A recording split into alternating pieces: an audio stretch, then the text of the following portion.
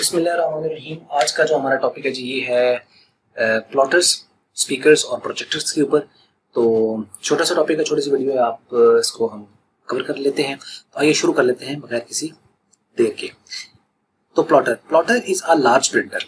Plotters आपने देखा होगा, मैं आपको थोड़ा सा इसके बारे में वैसे बता दूं कि ये जो फ्लैक्स वगैरह प्रिंट होते हैं, आपने देखा होगा कि लोग मार्केटिंग करते हैं। जैसे इलेक्शंस के दिन आ जाते तो आपने देखा सारे ऐसे मुंह उठा के देना, वो सारे वो बैनर्स और ये क्या क्या लगाया होता है कि हमें वोट दें, ये करें वो करें। तो जितनी ज्यादा प्रिंटिंग होती है उसके अंदर, वो सारे सारे फ्लैक्स के ऊपर और होता है।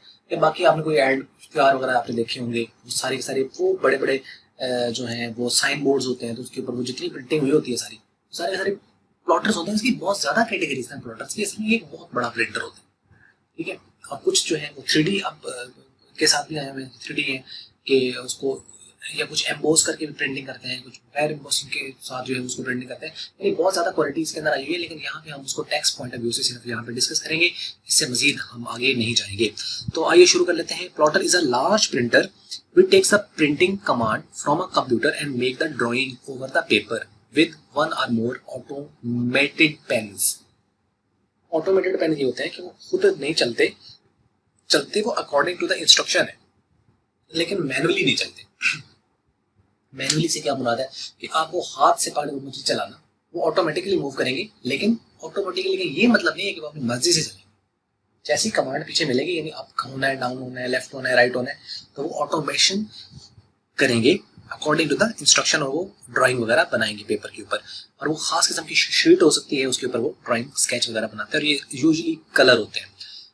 तो plotters are also much more expensive than the traditional printer. Traditional printer के साथ वो कंपैरिजन बनता ही नहीं है खैर, लेकिन ये है कि इन बाकी प्रिंटर के मुकाबले, जिसको हम प्रिंटर कहते हैं, उसके मुकाबले में ये प्लॉटर्स होते हैं वो बहुत महंगे होते हैं। Plotters can work on a large sheet of the paper while maintaining a high resolution. High resolution के मुताबिक इसको प्रिंटिंग करते हैं। Plotters are used for making the engineering design and the CAD drawing. CAD होती है computer aided designing, तो ये उसकी कैड डिजाइनिंग वगैरह जो ड्राइंग वगैरह करनी होती है तो उसके लिए भी इस्तेमाल होते हैं। And there are two main types of the plotters, drum and the flat bed plotters. यानी एक ड्रम प्लॉटर्स होते हैं और एक फ्लैट बेड प्लॉटर्स होते हैं।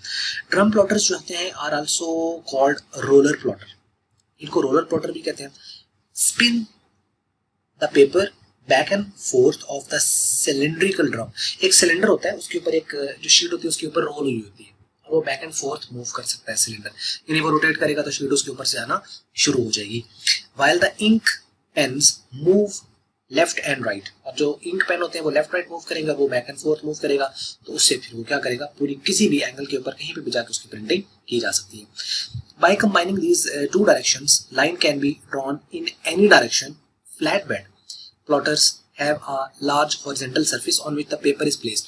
ये जो होता है, जैसे आपको पता है कि पिछले स्कैनर के ऊपर आपको बताया था कि फ्लैट बेड स्कैनर होते हैं। फ्लैट बेड ये होता है कि जितना वो शीट है उसके ऊपर आपने शीट रख देनी है, उतना उसमें प्रिंटिंग करनी है। तो ये जो फ्लैट बेड आपके पास प्लॉटर्स होते हैं, इसकी भी एक शीट होती है, उसकी विड्थ और लेंथ जो होती है वो फिक्स होती है, उससे ज्यादा नहीं, उससे बाहर नहीं, ठीक है। ये ज्यादा फेमस भी नहीं, तो लिमिटेड इसकी शीट होती है। जो कि जो स्पिनिंग वाले हैं, जो कि ड्रम प्लॉटर्स हैं, वो जरा आउट ऑफ द लिमिट भी जा सकते हैं। आउट ऑफ द लिमिट ये मुराद है कि यानी उसके अंदर आप जितनी प्रिंटिंग करना चाहें उसके अंदर की जा सकती है, और वो वेरी करते हैं, फिर साइज वेरी करता है। ये नहीं है कि जैसे ड्रम का भी ऑब्वियसली एक लिमिट होगी, उसका भी साइज होगा, लेकिन वो साइज टू साइज वेरी करेंगे। छोटे ड्रम वाले होंगे, कुछ उससे बड़े होंगे, कुछ उससे बड़े होंगे। यानी जब आप प्रैक्टिकल में जाते हो तो फिर आप वहां से उसको देखते हो, अच्छा मुझे ये वाला ड्रम प्लॉटर चाहिए, इतना उसका साइज होना चाहिए, डायमीटर वगैरह, ये सारी चीजें उसके अंदर आ जाएगी। A travelling bar draws a line on the paper as it moves across the surface। तो ट्रैवलिंग बार्स होता है जो कि मूव करता है सरफेस के ऊपर, यानी पेन ही आप कह लें, वो उसके ऊपर ड्रॉ कर देते हैं। ठीक हो गया।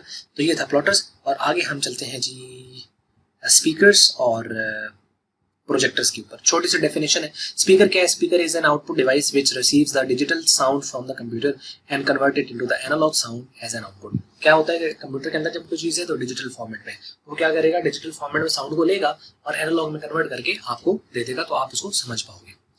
उसके बाद आ जाता है जी projector. Projector is an output device that projects an image or a video from a computer to a big sheet on big sheet or a wall. यानी या तो आप दीवार के ऊपर इसको आप ले लेते हो या बड़ी सी शीट लगे। जैसे सिनेमा, जितने अभी आप सिनेमा हॉल चले जाए तो वहाँ पे जो मूवी चल रही होती है उसके बैक पे जो वहाँ लाइट आ रही होती है वो असल में प्रोजेक्टर होता है।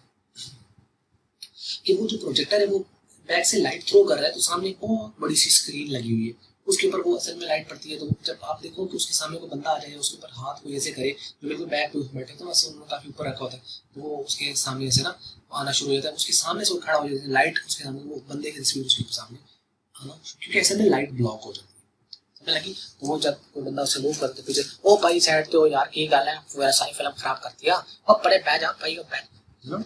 ये सारा जो है ये उस लाइट का कमाल होता है। वो लाइट कहाँ से आ रही है? वो असल में उस प्रोजेक्टर से जो है वो प्रोजेक्ट हो रही है कि सामने स्क्रीन पे जाके उसको आप देख सकते हो। क्लियर हो गया ये बात? और मेरा ख्याल समय लगी होगी आपको। Projector is an output device that projects, में ये बता दिया मैंने आपको। और उसके बाद projector is mostly used in colleges and the universities to show the lectures to the students.